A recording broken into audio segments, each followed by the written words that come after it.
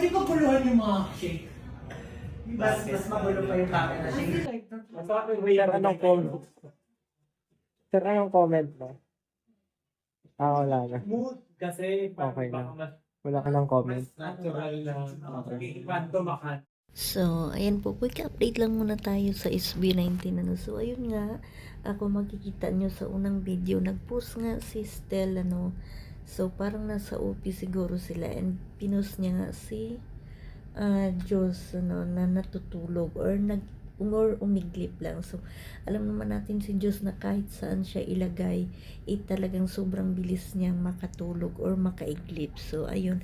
And ayun nga, abangan natin bukas 7 PM Philippine time ano. So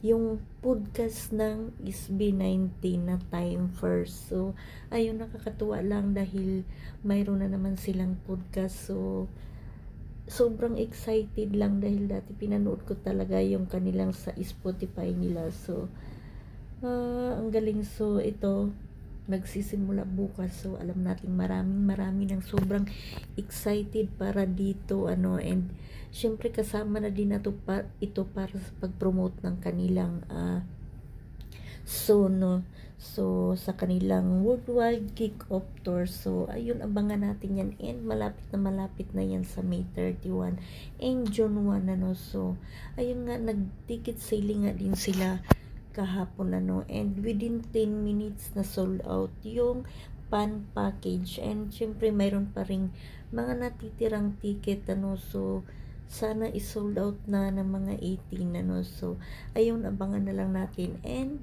syempre abangan natin yung ticket selling ano. So bukas mayroon pa ulit yan. So malamang pupunta na yung mga fans mismo doon sa SM ticket no. So hindi na siya sa online, pero mayroon pa din naman siguro online ano. Pero malamang bukas mayroon din yung mga pipila para bumili ng ticket. So yun na muna yung update natin. Thank you.